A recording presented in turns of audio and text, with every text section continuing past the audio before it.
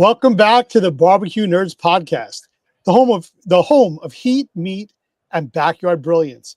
I'm Dave, your brisket baron and bacon architect. And with me is Frank, the sultan of smoke, the pastrami whisperer, and the guy who still dreams about meat rubs. Tonight's episode is wrapped and cured, and we're talking two fan favorites, favorite barbecue techniques, and breaking them down to backyard level mastery using our go-to gear, the Liberty 94 and the Smoke Slinger Direct Heat Cooker. Welcome back, Frank. You're so good at that, dude. You always just like, it's always so polished, you know. Thanks for that, dude. Appreciate it. Thanks for the shout out there. Hey, what did you read the part again about the cured part? You said wrapped and cured. Tell me that part again, Free. Oh, well, tonight we're going to be talking about the two fan favorites, that being the technique and breaking down wrapping and curing. Wrapping being that we're talking about everything out there that's bacon wrapped. And I'm sure that we can come up with an abundance of different items. And then cured is where we're talking about our pastrami. And as backyard barbecue enthusiasts, it's about mastering using our go-to gear, what we have in our backyards in order to make the best pastrami that we can. Yeah, which pastrami and anything like that is really intimidating to get started with, just because we're talking about that cured word, you know. I'm excited to talk about that because I know you're a wealth of knowledge on that. And I remember back in the day, so those guys that are in here that are joining us, hearing about us talk about pastrami later in the episode, you want to make sure and hang on for the whole episode, because I remember we had a 3-hour long Zoom call hangout, and that is all we talked about was just cure, like the different methods and stuff. So I always enjoy that. That's great content. But starting it off with bacon, that's easy. Everybody can do that. And your limitation is your own imagination. Would you agree? That's correct. Yeah. So the thing that instantly comes to my mind is the bacon wrapped Oreo fad that happened recently. Do you remember on the social medias where everybody and their brother was posting pictures of bacon wrapped smoked Oreos? Yes, I do. Did you do it? I didn't. No. I've done so many other items, but I can see the popularity in wrapping a delicious cookie like an Oreo in bacon. Oh, yeah. Bacon and maple, bacon and chocolate, bacon and anything always goes for sure. Yeah. So, I guess getting into it, first of all, we have to talk about bacon a little bit, don't we? Right. Yeah, we certainly do. Yeah. So, what kind of bacon would you choose first, thick or thin? I tend to go with thick cut bacon. I like the quality and consistency. With thin bacon, you have to. It's very delicate. So if you're ever doing like that lattice pattern with it and you're wrapping it, I just find that it's a little more difficult and sticky to deal with. And as we get further into this, I'm sure we're going to bring up some methods to be able to do lattice of bacon and wrapping without getting it stuck to your cutting board. Mm-hmm. Oh yeah, for sure. Yeah, good weave. The lattice. I've just plain wrapped, so there's a lot of that. Fatties. What you got on your list there? I don't want to get too far ahead of you because I know you prepared way better than I did. I like to come prepared. So one of the things when I think about bacon wrapped everything is, going from things like, say, jalapeno poppers, where we stuff them with brisket and cheese, and then we wrap the outside with bacon, and then going over to things like as simple as like a pork tenderloin, where it's pork on pork madness. So there's so many ideas I come up with, but I got to tell you, I believe that the real trick to this is the render control, or else what you end up is with rubbery, limp bacon. So you don't want to nuke the outside, but you also don't want to end up with this rubbery material while you have something tender and delicious on the inside. Yeah, color is important. When we're wrapping with bacon, we don't want to have like a raw look like you see if you do it in the oven. If you do it in the smoker, you have an opportunity to throw some rub on and sugars and get some caramelization happening and things like that. Yeah, for sure. Absolutely. So another thing is too, is that when we're wrapping anything vegetable on the inside, we need to make sure that it gets cooked right. So some of that stuff has to be pre-cooked, like when you're doing a fatty, for instance, or the jalapeno peppers. I like to what is that word? It's not parboil. What is that word I'm looking for there? When you take the hot water and you blanch. Blanch it. Yeah, yeah, you have to blanch it. You can tell how fancy I am. I don't even know the word. Yeah. So blanching peppers like Yeah. jalapenos, I've found helps you with tenderness on the pepper in the long run, but it also tones down the heat as well. I've always found that when you remove the seeds from the jalapeno, that it takes the heat down. Mhm. And that's one of the reasons why when you don't take out the capsaicin, that white fleshy part that's in the inside, the capsaicin's the heat, and it's also found within the seeds. That having the cheese that's on the inside helps to tone down the heat. That's why they tell you Mhm. when you eat hot peppers that you shouldn't go to a glass of water, a soda, or a beer. You should have milk or ice cream there Yeah, because the lactic acid helps to break down the capsaicin. yeah. So true story, speaking of capsaicin, years ago at one of the smoker builder gatherings, any of the smoker builder guys that are watching or that were there will probably remember Tom had these really big, nice, awesome peppers that he got. I don't even remember where he got them, but they were big. And the idea was we were going to cut the caps off, pull the core out, and then we were going to fill that pepper with all the stuff and then put the cap back on it. So it would close it up and it would look like a whole pepper. And then we were going to bacon wrap. So, first thing he did is he grabbed the peppers and he smacked it and rolled it, right? Just so you know, do not do that. That is a tactical error in ABT or bacon wrapped jalapeno prep. Uh-huh. That actually activates the capsaicin, like triples it down. Like a mild pepper, if you do this with it and roll it real good, you're getting all that oil stirred up in there, especially from the core. Then he pulled off the caps. Then we made them. They looked awesome. And me being the nice gentleman that I am, I gave Lisa the first bite. And she turned red, man, and started crying. I mean, Oh they boy. were hot. So yeah, just got to respect the capsaicin, man. Yeah, I agree. Core them, pull that out. Try not to damage the integrity of that core. Don't put the plug back in because we did that. That's equally as hot, Right. especially when you've been messing with it. Hmm. Yeah. So there you go. I love hot peppers. I'm sure there's a whole nother discussion on chili peppers and different varietals and how to use them in our cooking and how to prepare them so that the capsaicin doesn't breach your skin, and then you end up with burning fingertips for the next 6 hours. Yeah. I've made that mistake. Or taking your contacts out at Oh boy. night. Been there. You know, the crazy thing is when you're cutting peppers up and like, mincing them or dicing them or whatever, that stuff does spray. And you don't really think about it, like on the cutting board, the real juicy, fresh ones. And I've just had that spray up on my face and then wipe my face and get it in my eyes. You got to be careful. All these injuries from jalapenos we're talking about. That's the shrapnel that we take. That's what happens. And then there's the other stories of those that go to use the bathroom afterwards and find out that there's a fire down below. There you go. Yeah, Yeah. for sure. So what I was thinking here when getting back to the topic of bacon, and wrapping things in bacon for the marketplace out there, those are backyard enthusiasts that have that offset, whatever offset they have. I'm thinking that, as you brought up beforehand, taking something wrapped in bacon, putting it on the smoker versus in the oven, that I think a good steady temperature, rocking about 250 degrees on the far end to the middle of the grate would probably be the best place to put these items.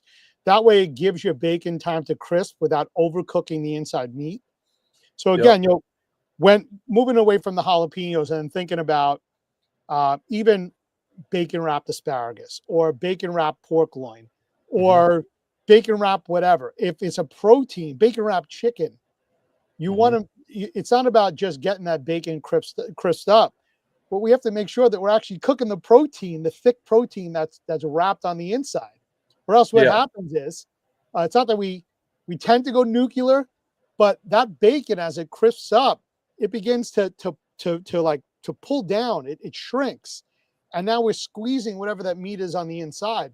So there's a lot of timing. There's a lot of orchestrating that comes into cooking the meat that's in the center, and at the same time making sure that the bacon on the outside is cooked properly, or else you're overcooking the bacon and undercooking the other food. Yeah, absolutely. Yeah, totally agree. Low and slow to start out. A longer cook will yield better results. And then proper prep going into it, I think, as well. Like with like if you're bacon wrapping chicken, it's going to take a long cook. Yeah, and so there might even be a point in there where you got to kind of protect the color of your bacon by wrapping with foil. Have you done that? I haven't wrapped the bacon in foil. In my mind, and you probably know better than I do, I'm thinking you would be retaining a lot of that fat rather than allowing it to drip off. Sort of like if you put bacon in a frying pan and you don't get the grease out, what happens is the bacon doesn't get the opportunity to dry out, and you get that rubbery bacon. Yeah, yeah. If you wrap it, what I've done in the past is wrap it where the foil's open on the bottom. So if you want that fat to get out or whatever's rendering, it'll leak out the bottom, but you're protecting it from airflow. So that would prevent it from getting the darkness of the smoke getting dark too early. Like you do on the end of a chicken leg, like a lollipop chicken leg or something, or turkey legs, right, on a long cook. That's another good one. Oh man, bacon wrapped turkey. Oh my goodness, wow, that's heaven. It's a lot of bacon. Oh my goodness. Oh my goodness. Yeah. You just came up with another great idea. Yeah. So I was looking here. Hojo is in the chat, and he came up with, I'm going to tell you, a dynamite idea.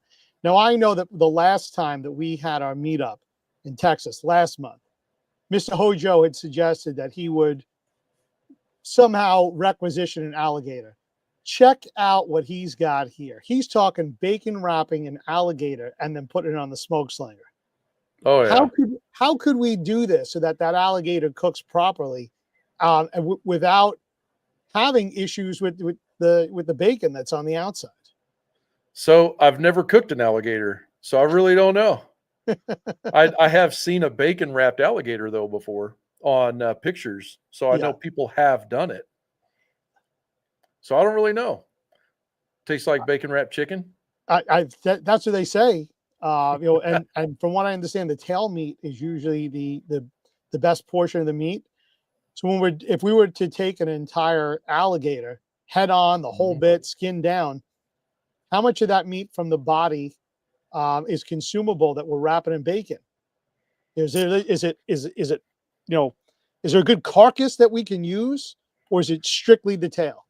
I think it's all loin and like back loin and legs is what I think is where all the meat is, from what I understand. Maybe a little bit of cheek meat, but I'm not really sure. I've never actually been involved in one of those. Alligator gar I've smoked, but that was with Dave and from Live Fire Republic. I helped him hang it anyway. That's pretty cool, but not an alligator. I'm thinking that if we were to do this on a smoke slinger or anybody else out there that has a direct heat cooker, that you'd probably want to flash sear the bacon to get it crisp. Then slide it to the indirect side. I'm talking about like if we have the alligator on there, maybe not a gigantic alligator. And we're not talking a 50-pound alligator. It's something we can kind of curve it around. And then we take it from one side of the smoke slinger and then move it to the other side, to the indirect side. And that 2-zone fire would help to get it hot and cook without torching it. So if you had pork belly though, and you just were really good with a knife, and you butterflied that pork belly out, like the whole side of bacon instead of slices, and you really gentle, really slow, like unrolled that pork loin, that whole pork belly, right? Then Yeah. you can wrap it around in a sheet, I think like you a just came up with veneer something good. of I bacon. I think you're on to something here. That's An silly. entire new concept. I've never seen anything like that. That'd be kind of crazy. The knife skills involved would be pretty intense. To be able to butterfly it, I don't know how thick you want it. 3/16 I think you're talking sheets that you're sheets wrapping it of in bacon. like, yeah, sheets of bacon instead of strips of bacon. That would be crazy. Let's see. Hojo says it's about 30 to 40 pounds with the head, of course, for an alligator. That'd be cool. Yeah. Okay. So we got what are things that are traditionally bacon wrapped besides Oreos and Twinkies? Take it away, Mm. Dave. Think of what you can think of. Well, you brought up the turkey. I'm thinking turkey breast. That's one. Mhm. I'm always thinking like a bacon wrapped banana. I know it sounds a little odd, but you have That does chocolate sound odd. dip bananas, so why not? Why I'm not? used to things like I had mentioned beforehand, white asparagus and green asparagus that's wrapped, other veggies that are wrapped Yeah. up. And those are usually served with balsamic vinegar, cold. It's not a hot item, it's an appetizer. Hmm. Then we get into certain steaks that are like Yep. loin chops that are wrapped in bacon. Those always help to complement one another. It even gets us into pieces of say like filet mignon, where when you go to the Brazilian rodizios, they tend to have that bacon wrapped filet mignon. It's very popular. Yep. It gets us then into the aspect of, oof, we're getting crazy here, into fishes like swordfish or tuna, something that's a harder type of fish than like a salmon or a flounder or a fluke, so that you're able to wrap it, and it has you can obviously go around the outside or go again with that whole lattice pattern and then trim it up. There's some ideas. Wow. Yeah, there's some ideas. So something else that came to my mind was the fatties. We always called them, or bacon explosions. Some people know that as, and that's a whole world of creativity there as well. That's where we get into the weave or the lattice pattern, like you're calling it. Hmm. I've done mac and cheese stuffed fatties, which a fatty is basically like you take a pound of sausage and you roll it out, which that's a whole thing there. You make your bacon weave, the sausage goes on the bacon weave, and then you put whatever filling you're going to put on in it on the sausage, and then you roll that up and tuck all the bacon to where it's nested nicely, and then the seam goes down so the nice part is up. And we used to do breakfast fatties. We would do mac and cheese. I've done apple pie filling, which I'm not an apple pie guy, but everybody else was, and they liked it.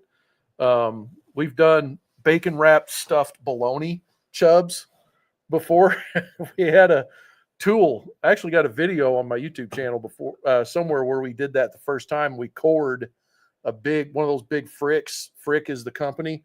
We cored that with like a 2-inch piece of tubing, stainless tubing, and then we filled that up full of stuff. And then you put the plugs in the end to hold it in there. But you could bacon wrap that. That's a weave. We already talked about jalapeno poppers, or ABTs as we've always called them. Texas Twinkies. Texas Um, Twinkies. There yeah, you we go. can't forget those. That's the ABT with, like you said, brisket inside the pepper, brisket and cheese and all that. And then we uh, wrap that pepper in sausage, and then we wrap that in bacon Mm. for a Texas Twinkie. Those are phenomenal. Um, what else we got? Shotgun shells. Shotgun shells. Can't forget those. Man, you can't go. You could bacon wrap everything, couldn't you? Hey, I got another one for you. Classic meatloaf. Meatloaf. Yep. Yep. I've done one of those. I think I did a ground beef meatloaf like that. Hmm. Yep. Good stuff. Bacon wrapped party ribs. So this is where you smoke a slab of ribs. You don't get it fall off the bone tender. You cut the slab up, and then you wrap each bone individually in bacon and then finish it off. What? Yeah. Wow. So party ribs is where they do what I just said with the ribs, and I've done this with Mark Lambert at Sweet Swine of Mine. Then you deep fry them. Like he'll actually batter them and then deep fry them. But when we did the NFL draft, we did that, except we didn't batter them and deep fry them. We just fried them and then we tossed them in rub or whatever. But you could bacon wrap those ribs and then put them, like, sauce them once the bacon gets to a certain level. Now we've got the same glazed rib that you would just love to have normally, but now it's just got that layer of bacon on it, just to add that extra layer in there. You just introduced by bringing that in, frying things, carnival foods, boardwalk foods, Mm-hmm.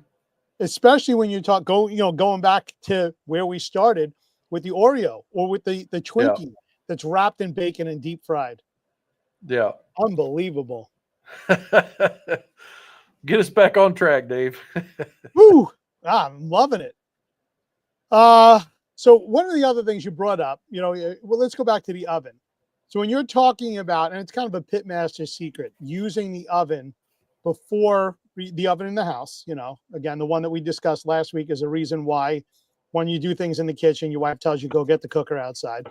So by using the bacon and putting it onto I guess you call it a cookie rack inside of laid right on top of a baking sheet.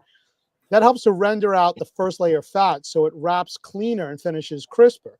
So like you were mentioning earlier, you're sort of par cooking it, then using that while it still has a little bit of rubbery texture to be able to wrap it around and then finishing off the meat. And I'm starting to think that you might want to start your meat first on your smoker, get it infused with the smoke flavor while you have the bacon going inside the house, and then bring that bacon outside, wrapped up on the meat. And that gives you the availability later on to do a glaze on there. Absolutely. Yeah. Yeah, I can totally see that. So with fatties and stuff that's got like ground beef or ground pork, we want to be almost in that par frozen kind of like, just we want to keep it really cold so it holds form. However, anything like a vegetable or anything that might you can par cook and then finish it off faster, you can definitely get some great results if you do that, what you're saying with the oven and bacon, and then wrap that after the fact. The problem I think that I run into with things like ABTs and stuff like that, it depends on how you prep those. Like, because I say that I like to blanch those. Yep. And so they get tender in the pot. And so whenever I do ABTs on the smoker, it seems like the longer I cook them, the more things get soft inside, and the cheese starts to kind of like just like spoosh out of it, So what I got to do then, but if you don't do that with the peppers, then it seems like they still have a little bit of a crunch to them. How do you prefer it, with the crunch or soft and tender? No, I like a bite. When I bite into them, I like them that if it was pasta, we call it al dente. I want some bite. I don't want them to be mushy. I don't know. I mean, there's certain peppers that you mush up for one reason or another, but no, I want the texture there. When I bite in, it should snap just a little bit. Yeah. So now you got me thinking about what I did this weekend or Friday night with the sausage and peppers and how those peppers were so tender. What if you made like a salsa, a sweet pepper salsa, like roasted the peppers, made the sweet pepper salsa, and then stuffed that inside of a pepper, like a jalapeno ABT with the cheese and all of that, and then wrap that in bacon? Yeah. Oh, of yeah, dude. course. Those peppers were so good, man. It was When unreal. when you cook them like that and they start to caramelize over, those sugars, that's what there's just natural sugars in these things, especially the bell peppers. Back to capsaicin is zero. Zero, yeah. Very, Yeah. very mild, very sweet. So what about when you're looking at some of these other meats and you wrap them? Do you ever use toothpicks in order to hold things together, or do you use twine in any way for bigger cuts? I've never used twine, but actually I have on like loins or something I've rolled up, you know. But for fatties and stuff, I usually use the thinnest, like I've always said, use the thinnest, cheapest bacon, Hmm. because on the end of that, some of those slices, especially if it's center cut bacon, because I think center cut bacon is the most important to use in this, it'll actually stretch a little bit. And that, like one end, it seems like one end will stretch and the other end won't for some reason. I don't know. But the end that will stretch, I usually pull it over and then let it go, kind of like push it down, and Hmm. it'll almost be like Velcro. It'll kind of like have a little bit of a grab to it, so it won't peel loose. Whereas if you put the side that doesn't stretch on the outside, it actually will peel and start to unroll itself. I don't know if you ever noticed that or not. But if not that, then I use toothpicks is what I Okay. use at that point. Trying to think what I've done with toothpicks, like onion bombs. We didn't talk about those. Uh, Pork shots. That's a whole nother deal right there. Have you Oh ever heard of boy. pork shots? Yeah, pig shots, pork shots. Pig Yeah, shots, pork shots. yeah. Yeah, yeah. It's like usually a slice of a sausage, like a smoked sausage or bratwurst or something, like a coin almost for the bottom to plug it. And then you take a piece of a bacon slice and you can roll that around itself to a certain point, and then you put the toothpick through the sausage to hold it in place. And Right. then you backfill the inside of that thing with whatever. It could be cream cheese, it could be and other stuff mixed in, it could be cheddar, you know, like some smoked cheese, you name it. You put it on the inside. More sausage, This is wild stuff. chorizo, chorizo. You know, What about when it comes to making your own bacon? We mentioned earlier taking a pork belly and slicing it thin into sheets to be able to use that to wrap the alligator. But what hmm about making your own bacon at home? so I'm very inexperienced. I've done that 3 times that I can remember, and progressively I've gotten a little bit better every time. The first time was a dismal failure. I specifically remember buying a full case of skinless pork bellies at Restaurant Depot and bringing them home and doing them all at once after they thawed because they were froze. And I used tender quick, but I didn't know that the word quick meant fast. And I had it for like, I don't know, it was a recipe from a good friend of mine. And I did it like, I don't know, 6 days or something. It was way too long.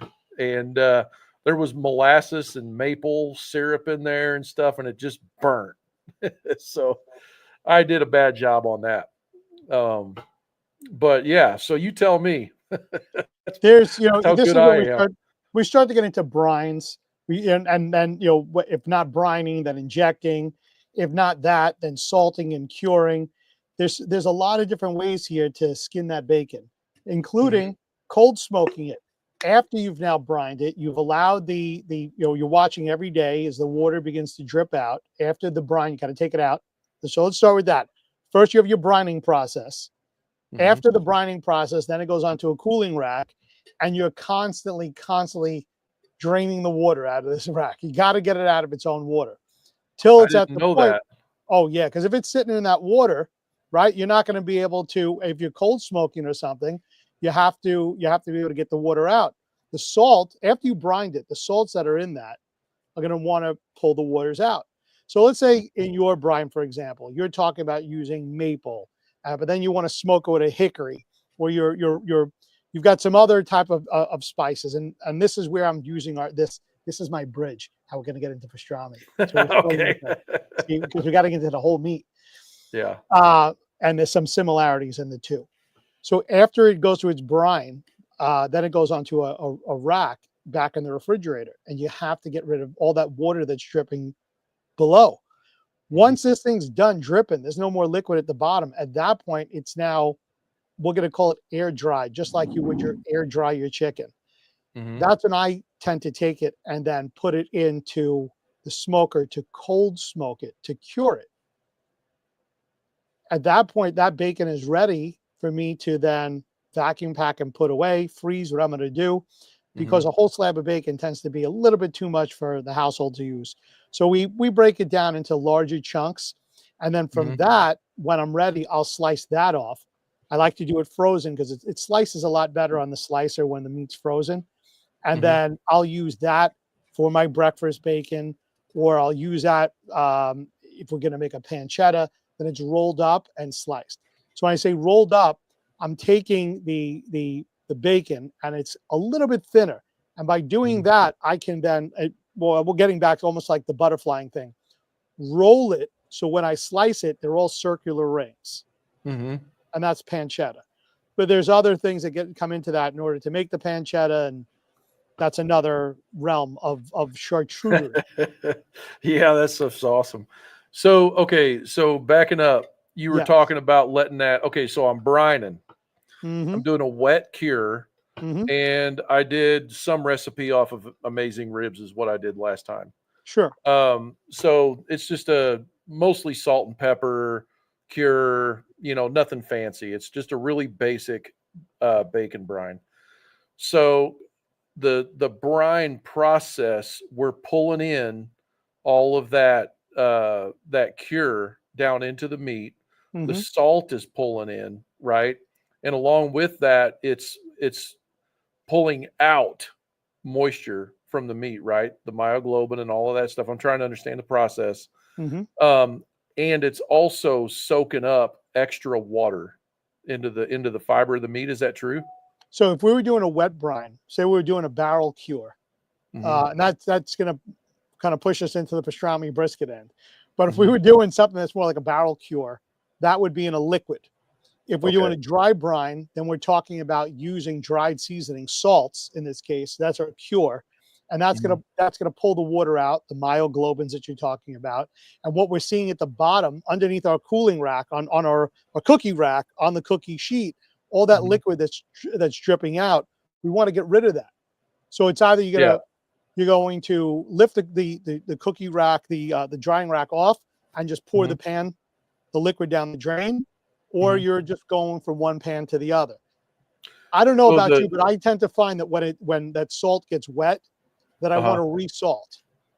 Okay. If I'm using a kosher salt versus a curing salt, I feel a little bit better about when I'm wiping things off and then adding more kosher salt, because with curing salts, as we had discussed in an earlier podcast, we have to be careful what we're doing with that. It has to be used in moderation. Uh-huh. So I think the question I'm getting at is so you got 3 days of wet cure, right? How long, so then you're taking it out after that, and then you're putting it on the rack in the fridge open? Question Open. mark? Yep, that's right. So it's And patted dry, and uh-huh. then because you want to get as much residual water off as possible, and Yeah. then put it on the cooling rack so that whatever water is coming out is dripping down below. It's still going Okay. to be peeping in and out water. Yeah. And so we're watching for, like, is that 3 days also, or is that a day? It, Does it's it it's it could take. You're right. A couple of days to get this done, as it's just dripping, and that's our air cooled, air chilled way that we would do chicken. The same way that we're going to do, in at least the way that I've done this in the past. We've done it with our bacons as well. so the whole time though it's sitting in the fridge, is the cure cooking? Is it which one? The cure cooking. Yeah, It's it's curing. still the at this point it's curing because of the salts that are inside. So yes, you're correct. It's not. It will do something to the Preserving. fats. It does something to the meats. It does change the color. It alters that. So Yeah. yeah, the salts do a not as much as of a cook, but a cure. Yeah. Cool. And then when do you know it's done? I believe it's done. The way that I do it is when I don't see any more liquid coming out of this thing, and the texture to it is not that it's bone dry, but you can wipe your finger across the top and you can flake the salt off. Okay, so the salt is dry now, you're saying? Salt is dry now. Correct. Okay, cool. All right. And what we did is, so it's sitting on a rack, and like today I put it in there. Tomorrow, the same time, I'm going to flip it. Is that You what you can do, or flip it leave it? over. Nope, you can flip it. That's fine. Flip it. People do that. Yeah, and sometimes they flip it more than once a day. Okay. Yeah. And then when you flip it, you're reapplying new salt or not? I will reapply salt to the areas that fell off. Correct. So let's say in this case we're talking about flipping it over. So if the top side was the skin side and the bottom was the meatier side, then when I flip it over, that side that had the underside usually is where it has its most amount of moisture. So when I flip it over, I know I'm going to lose a good portion of that salt. Okay. So I'll resalt it again, add a little bit more to it so that it continues to pull the water out. Okay. And then after it's sat for till it's the salt is starting to be dry and you're wiping it off, whatever, then you're going to stick it in the smoker. Then I'm going to stick it in the smoker, and I like to when I'm doing it on the smoker, really take it easy, little by little, bring it up. And there's a book that I use when it comes to that, so that I know where the temperature should be. I'm going to tell you, the ambient temperature outside plays a huge factor on the cook that you're doing, especially when you're cold smoking. This is not something I would do in the summertime in Texas or Arizona. Definitely not. No. Yeah. We're going to start rendering way before we want to. Right. Then we start cooking instead of cold smoking, because that cold smoking is curing it. Yeah. When you get the internal temp up high enough that you start to render fat, that's a problem. You should not be up that hot. You should be below. We want it to not render our beautiful bacon fat away. We want it to sit there and just take on smoke. And that's another question to ask is, how long are you smoking this bacon, this slab of bacon? Like, do you just go with it until you like it? Or are you trying to hit a certain internal temp over a certain period of time? You mentioned a book.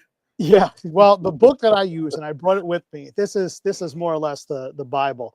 This is the Home Production of Quality Meats and Sausages by Stanley Mariansky and Adam Mariansky. So this book that I believe this one most likely came from, could have been Amazon, could have been eBay. I don't know necessarily remember where this is from. This is like the Bible for doing certain things. And I have a couple of pages that I folded over, for, like, in this case, there was some stuff for fresh sausage and other areas. Blood sausage. If we get back to that again with our Argentinian cooks, there's a lot to this. And you can tell just from the cover alone, all the different types of charcuterie and dried meats that you can make. And this is really the go-to book. I believe that there's many, many, many people in the industry who have this as their go-to Bible for doing this type of work. So another question for you then is, when it comes to all the seasonings, flavors, we try to embed into this slab of bacon. Yeah. Right. We're putting all these complex flavors in there. I don't know. You could name whatever. How much of our recipe should we expect that for instance, I do Canadian bacon. I do a wet cure on Canadian bacon. Sure. And it's probably, I'm sure I'm missing some stuff in that, but it's a recipe that was taught to me. Clove is so overpowering in that recipe. And no matter what I do, if I cut it down, something else falls out. It's such a complex set of flavors that you're trying to get into this bacon. How effective do you think it is to my expectation is this awesome bacon, and I just spent a lot of money on seasonings to put on this bacon. How much of that flavor do you think should I expect to carry through that cure process? Or is it just all going to be salt? No. So this gets back to, again, we had brought this up a couple of weeks ago, and it inspired me to go get this injector. I would think that if I was using that injector, that it would give me the opportunity to penetrate much further. And it's not a speed process that I'm trying to do it quicker. But to me, I would imagine that if I'm inserting those needles, not into the top, into the skin over and over and over again, but rather into the bacon, linear, and that I'm injecting that way. And then as I'm backing out, I continue to infuse it with liquid, that there would be a much higher likelihood that I'm going to get more of the flavor into the meat than what the salts and the other brines are doing, infusing in. When I'm doing bacon, for example, I'm just going back, because Canadian bacon is a little bit different since you're dealing with a pork loin. Mhm. Um, there's a good amount of salt that I use. There's a little bit of curing salt, number one, or prog powder, brown sugar, or maple sugar if I wanted to add a little more sweetness. And then, like you were talking about, the black pepper, juniper, garlic powder, bay leaves, things like that. But Mhm. that's again, with the bay leaves, once you start getting that in, dry bay leaves aren't going to do anything on a dry piece of onto the meat. There has to be some Yeah. type of liquid. That's Yeah. why when I'm talking about having the wet brine, either that you're going to leave it in the wet brine or you're going to use that in your injection. If you can take all Mhm. the other ingredients and use those at as your injection, and then add the salt to the outside, and do not inject the prog powder to the inside. The prog powder only goes on the outside. Yeah, yeah, yeah, totally. So that's a great idea. So basically what you're saying is there may be an approach here to get like, okay, so when I make my brine, my Hmm. cure brine for the Canadian bacon, I'm doing the actual cure, the salt, and the sugar is all I'm doing when I'm making my solution on the stove. Get the water hot to where all that stuff dissolves in the water. Right. After that, I shut the burner off because we don't need to go hotter than dissolve. Once that happens, I put all of my other seasonings in. At that point, those are emulsifying. Right. So, are you basically saying that you could take a solution of those other flavors that you're trying to do, and you could actually inject those into the pork belly first, and then brine the pork belly in the cure, and maybe Hmm. come out with a better flavor or a more intense flavor of whatever it is you're trying to do? Question Hmm. mark. And then I believe so. And then That would be awesome.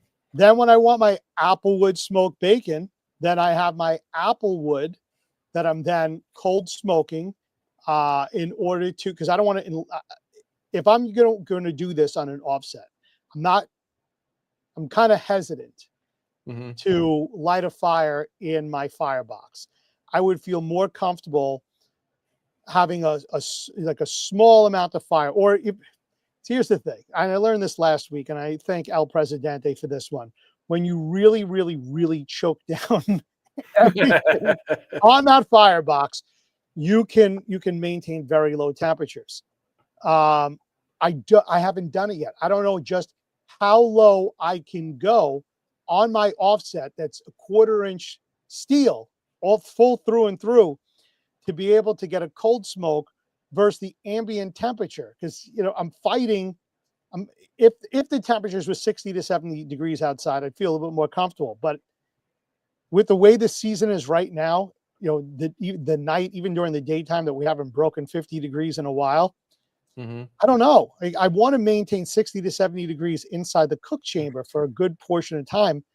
And I don't know what would, it would be an experiment to find out what that would become. Yeah. So I think in for me, I've got the meat missile, which is the easiest way in the world. I can run 120 degrees Hmm. for infinity if I want with that and still build a big enough fire that I keep a lit like actual fire going. But it's because of the how far away the firebox is from the cook chamber. There's literally a piece of ductwork basically between the throat of that firebox and the inlet on the cooker, and then there's a lot of distance that it travels up, and so I can choke down that airflow quite a lot, maintain a super nice fire, and have all that radiant heat leaving, and so we can run a much lower temperature. The higher up in that pit you go, the more temperature drops as it goes up, but you still maintain airflow. In an offset, like you're saying, I believe when we were on that 3 hour long live or something in Smoker Builder U, Yes. and it was me and you and Sammy and all the guys in there and Danny. I believe someone brought up putting an ice bath over the throat opening in the fire in the offset, Hmm. and then building the smallest fire you possibly can. And with a vertical baffle plate like what's in the Liberty 94, in theory, you could have like a loaf pan there or something right over the middle of that throat. And then you would have a 32-degree heat sink right there, absorbing all the heat from your air mass. And then choke that damper way back, like you said, the 1/8 inch and leave your Right. firebox door open, because then you got air spilling out of the firebox door, Hmm. minimal air going in the cook chamber, and the damper's shut. So what little does go in will churn. That's a great approach, I think. I And this think it is where needs to we be nerd out. tested. This is true barbecue nerd getting into the lab and experimenting. Yeah. Yeah, So absolutely. on a smoke slinger, so I like to when I'm doing certain meats, I like to have a rod that I hang things from. So if I was using a drum smoker, it's very easy to have a rod in there, and you've got your heat down below, and to hang things with an offset, depending upon the amount of room that you have. Yeah, I can hang sausage, and be able to loop it around and such. Or we call it horseshoes, and you put your rod through the horseshoe and it stays there. When I'm taking a slab of bacon and I have a hook through the top, to me the smoke slinger seems like the ideal cooker, because I could start with the top grate, put a hook in, and hang it down below, and Hmm. because I can pull all the ash pans out. Wonderful. And they build a real tiny fire, even in the corners, just enough that we've got some heat going. We've introduced the smoke, and that in itself would then infuse slowly coming up my apple woods, my beautiful cherry woods. And that whole chamber now is filled with smoke as we're doing this. So no matter what, I'm penetrating all areas of the meat. The fats and the greases, where are they going? They're dripping down below. Yeah. And overall, it makes, to me, more sense to pull out a 24 by 48 smoke slinger and do this. Although I'm still interested in the experiment on a smoke on a Liberty 94. Absolutely. Yeah, yeah. You could totally do all of this on the Hmm. I mean, on the full size smoke, or the mini, I guess, Or for the that mini, matter. right? Yeah, you could totally do this on there. As a matter of fact, I think something that I brought up, now I'm rethinking through what I said about leaving your firebox door open, Hmm. like building a smaller fire it might be better in the full size smoke slinger, because you've got the tuning plate layer, and you can block all those plates together and then just leave the smallest crack over the fire basket that actually has the fire in it. Right. And you literally could do the ice bath thing in some foil pans across the top of those tuning plates.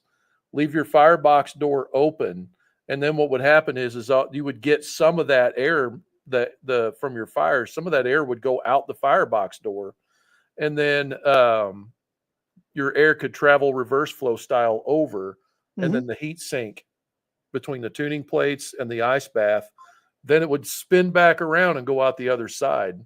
So reverse flow with an ice bath and the tuning plates, game on.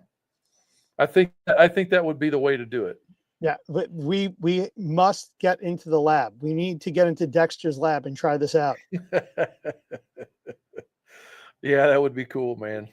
I don't know. I've never done that. I, I yeah, forgot all about the whole ice bath approach well, until you just brought all that up. see, even taking this even further, if we were to take all of the racks out of the smoke slinger, leave the tuning plates, there's enough room to get 24-inch rebar in there and to be able to hang things right across. And now Yep. what we've done is found yet one more functionality of the smoke slinger.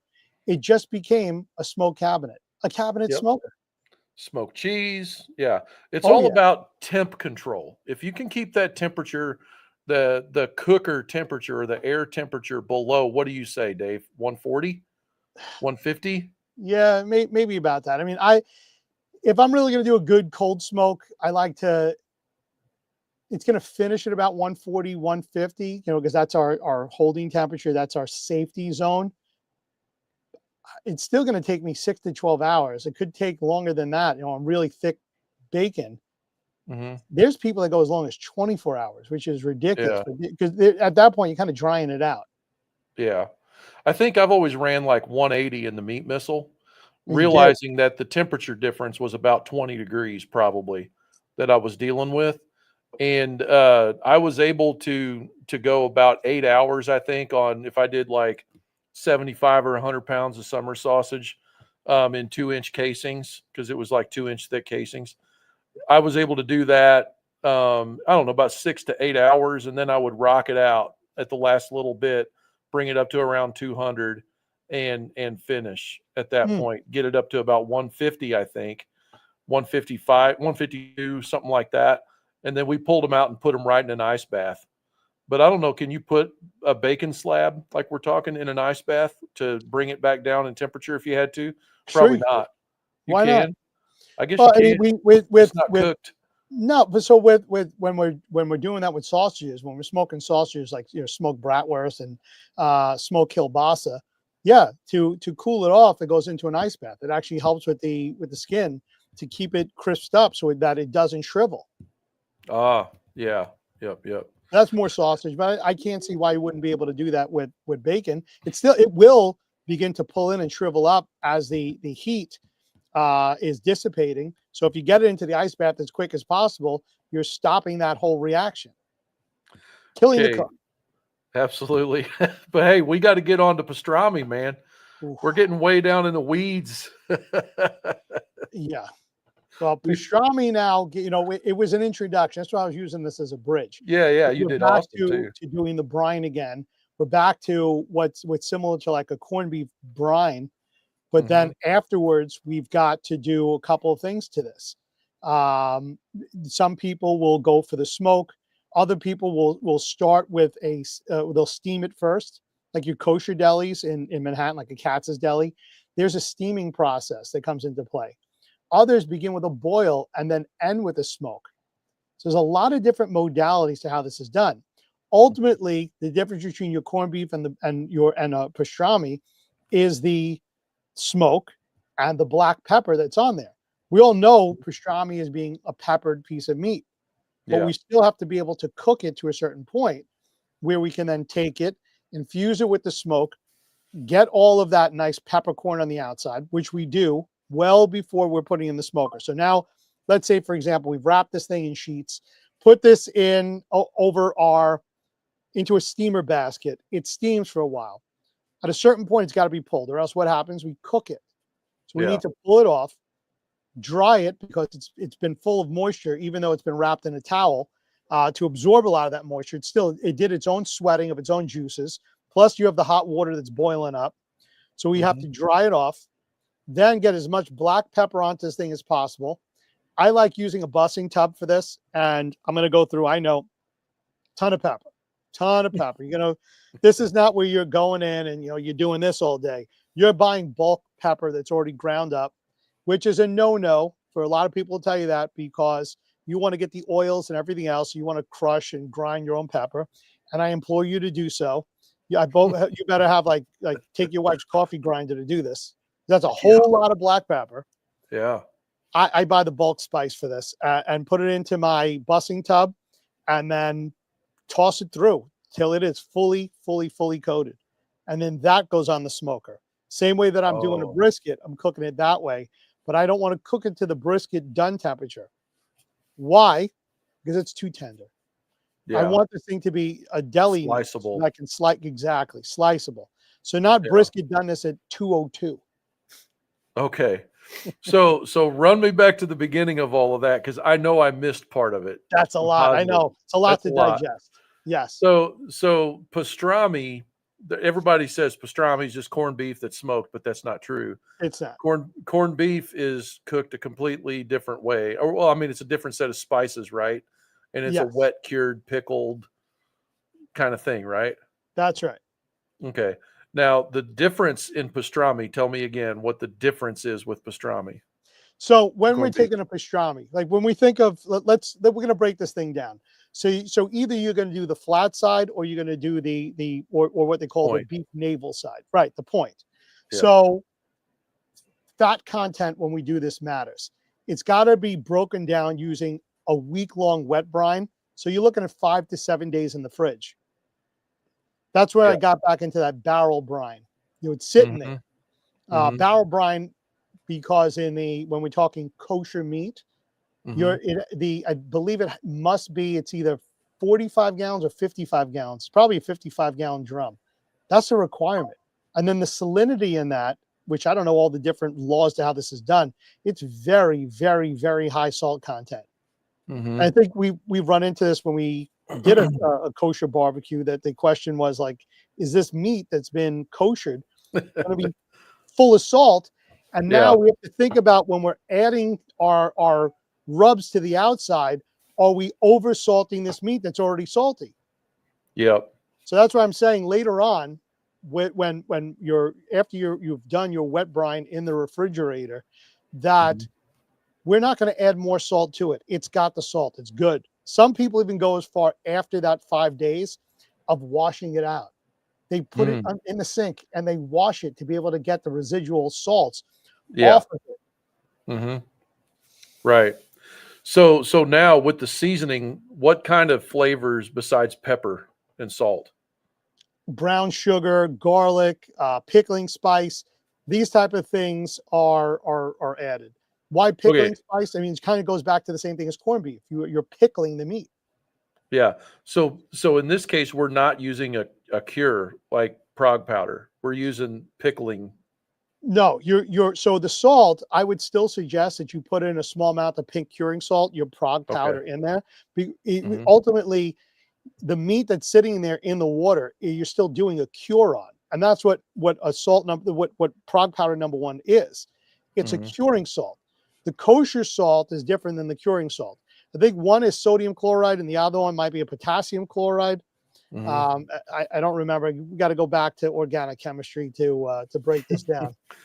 Yeah, I always just said number 1 and number 2. Number one, Just number two.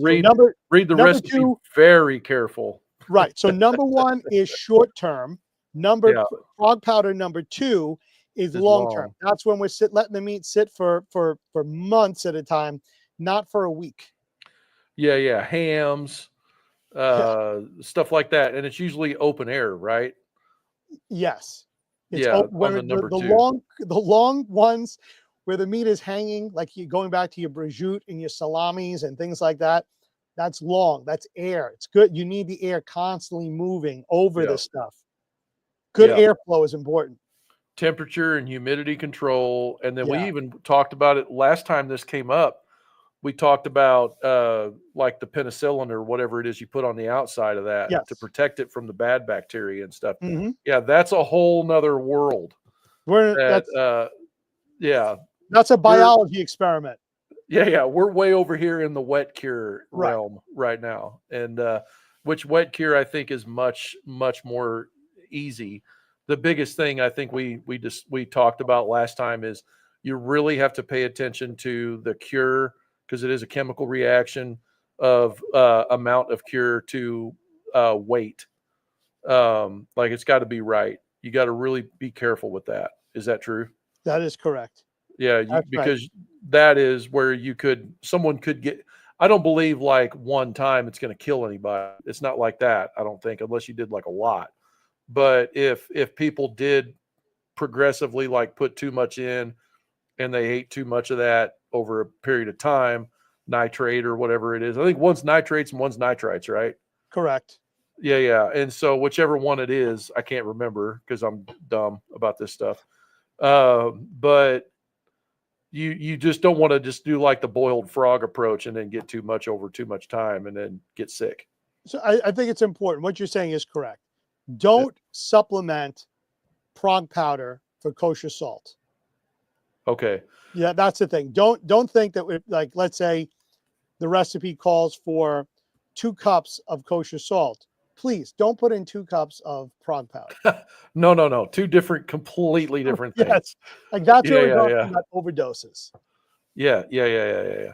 Okay, so just so we're clear about the pastrami recipe, one more time. Yes. Okay. So the pastrami, we're going to start with our. Let's say this time we're going to start with our flat, or we're going to start with our point, one or the other.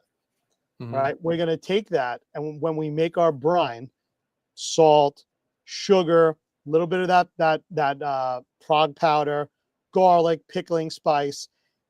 You're going to keep it cold. You're going to put it into the brine.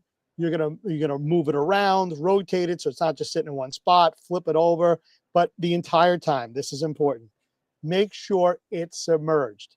If somehow the water begins one way or another to evaporate, add more water. Don't worry about adding more salt and other spices. Just go get a pitcher of water and pour it in. The most important thing here is that it's submerged. If it wants to float around, put something on top of it. That's all. Whatever you've got available, it has to stay under the water line. Yeah. A clean rock. A clean rock, a brick wrapped in tinfoil, whatever it is that's going to hold it down, or else you begin to oxidize the meat. Yeah. Now, say I've got these large Tupperware tubs that I use when I'm curing, like Canadian bacon and stuff. That's got like a really good seal. Yes. Because what I do, sometimes I'm too lazy to actually flip my Canadian bacon, so I just take and do like this with the tub. You ever do that? We all do. Like, yes. Okay. So you could do that with this pastrami. Keep it wet, keep it weighted down in that tub, and it's okay to cover it so it doesn't get air from the fridge just rolling in there. Yeah, correct. Yeah, cool. and whatever other bacterium are in the fridge. I mean, I know when we talked about the bacon, we weren't getting into bacteria and things, because now it's exposed to oxygen and whatever other yeast and other things you have in the refrigerator. And this is important when we talk about how yeast don't like each other. One strain doesn't get along with another strain, and it becomes a problem. That's big in the brewery industry and the wine industry. We don't make our wine in the same place that we make our beer. Those yeast hate each other. Yeah, separate buildings. Totally. Yeah, that's a crazy world. Yeah. But so now let's say it's been 5 to 7 days. So we started on Sunday, and we'll go Sunday to Sunday. So the following Sunday, we're going to take it out of the brine. Let's rinse it. Let's pat it dry if needed. And then we're going to rub it down and get a good crust on here. That's our black pepper. Now let's get a little crazier. Why not add in a little coriander, maybe some mustard seed, maybe some garlic powder? What's really going to give us that back to that brisket look, that meatier look, is the black powder, which is the garlic. Which is our black pepper. I don't know if a 16 mesh black pepper is really necessary. I think you can go more with just coarse black pepper, so 16 mesh would be like a butcher's grind. So we're talking like a table grind black pepper. For those that are looking in the grocery store, 16 mesh, you usually don't go into the grocery store and find number 16. That's it's pretty hard to find around here. Yeah. So it's called butcher's grind, and the other one would be called your table grind. And then after that, you get into your fine grind, which is too much like a powder. That's not what we want. So let's say, we got our black pepper, we got a coriander, a mustard seed, our garlic, and all this is now in a bussing tub. We mixed it through. It all looks nice. Now we put our meat in, and we're going to just keep tossing this thing through and patting it down and making sure that every corner, every little nook and cranny is covered. At that point, this is when we would now fire up our smoker or our smokehouse, whatever we have available to us. Again, I like to hang things. There's those that will place it flat.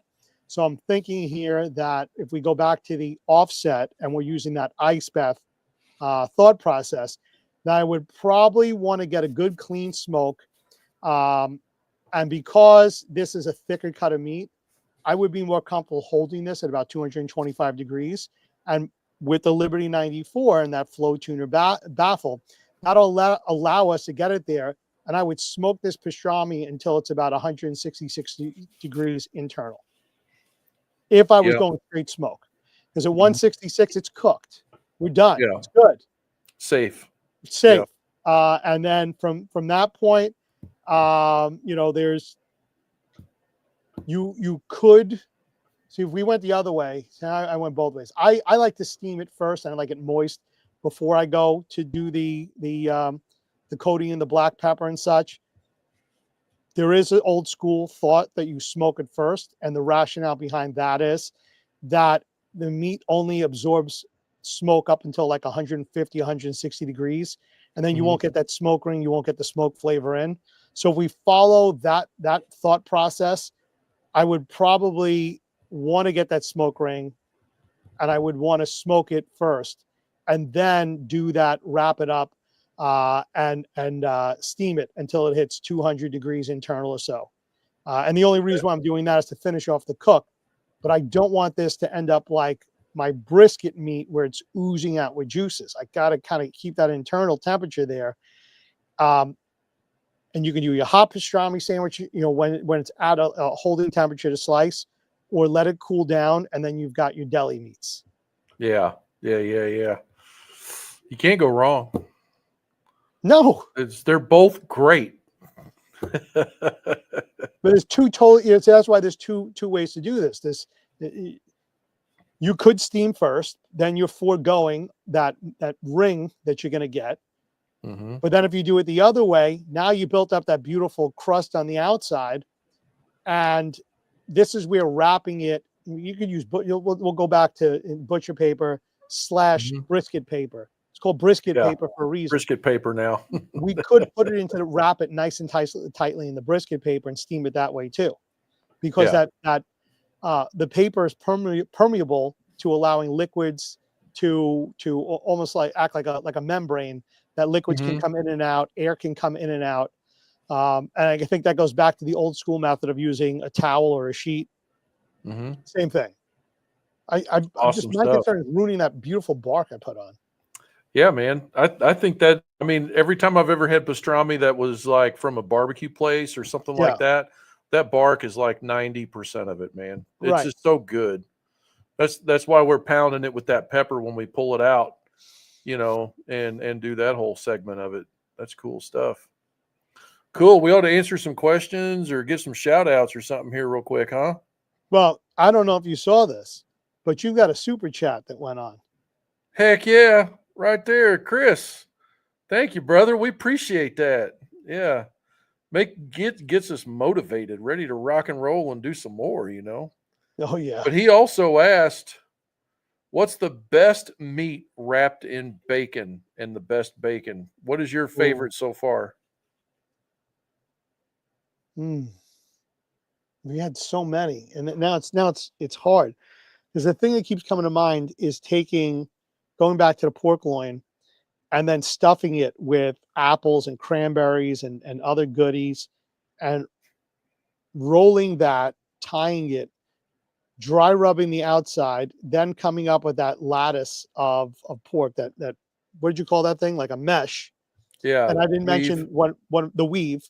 And a way to do this so that it doesn't stick to your cutting board is to either use plastic wrap, which a lot of people forget about.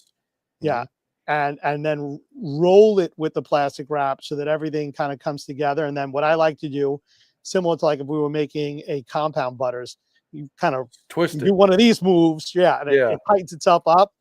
Let it sit like that for a while. Like, it doesn't mean now that it's ready to go. Put it back in the refrigerator. Let it sit so that everything has a nice meat log out of it. Then take your plastic wrap off and throw it on your smoker.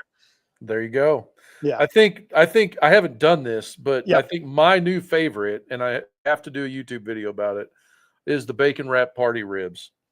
Got to do that. I'm like game on with that whole deal. Hojo in the house. Appreciate you, buddy.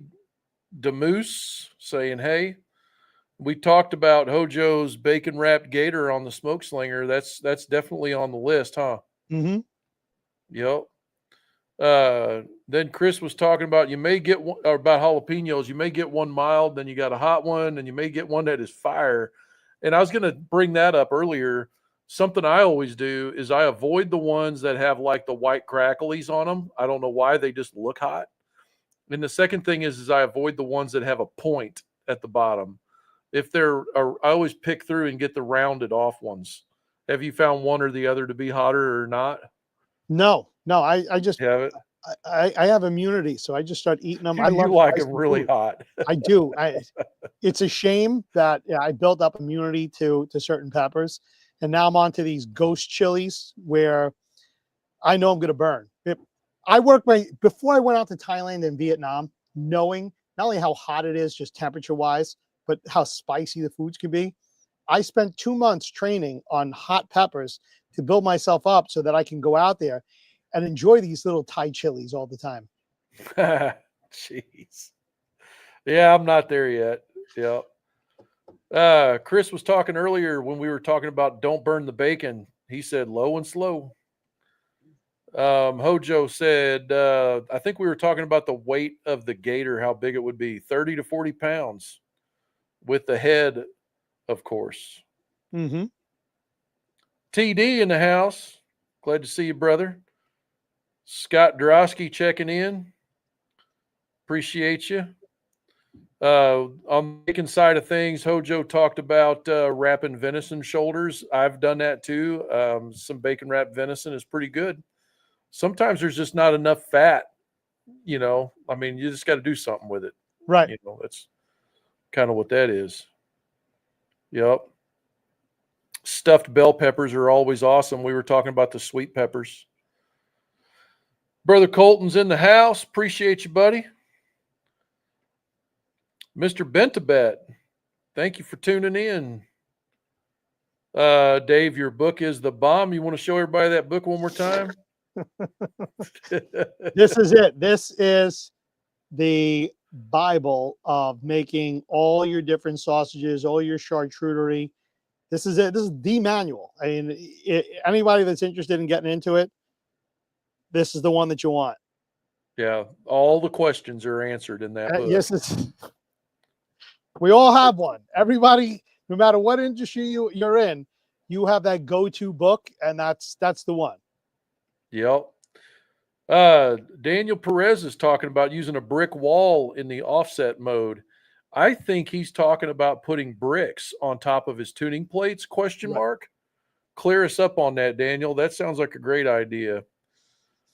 Robert has one of the OG predecessors to our new 94 gallon that El Presidente built a few years ago. Yep, he cooks on that thing.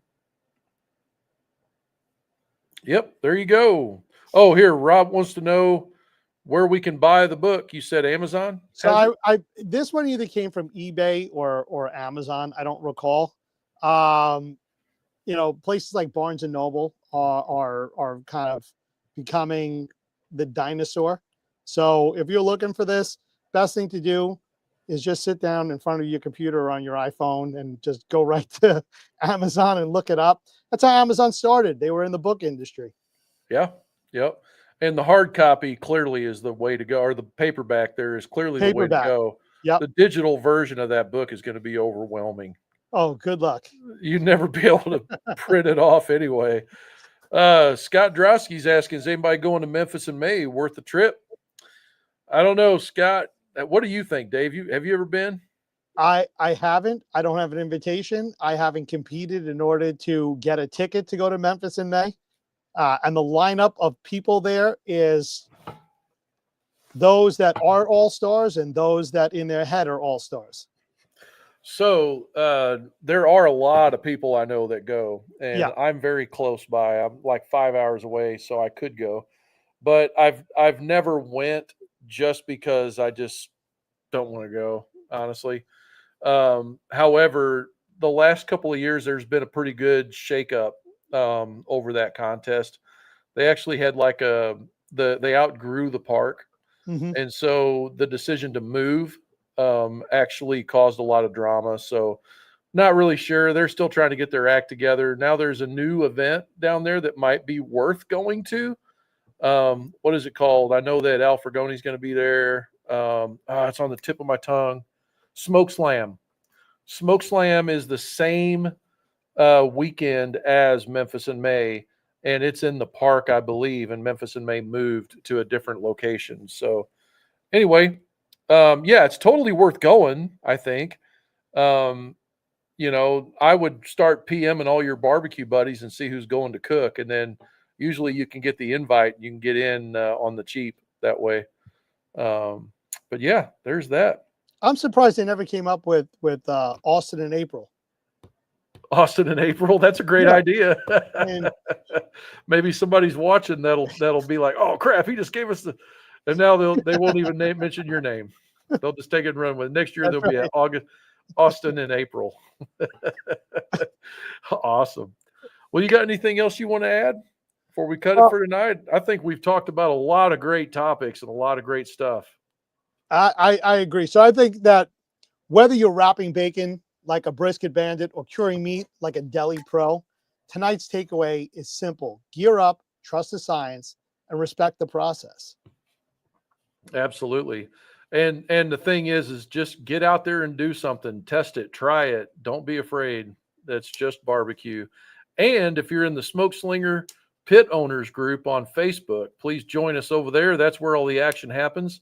Mhm. But if you're in there, you can always post pictures, and there's a whole group of us with a bunch of opinions, and we'll gladly jump in and give you all the advice you could hope for. So that's what the community's all about. And if you haven't already, go over to smokeslinger.com and check out the pits. Dave will help you out. He'll be your guide to lead you to the promised land of barbecue. Tag us in How'd I your do? cooks. Show us your bacon weave, the pepper crusted pastrami. We're going to repost the ones that make us drool. That's right. Yep. All right, guys. Appreciate you tuning in. We'll see you next Monday. Have a great week.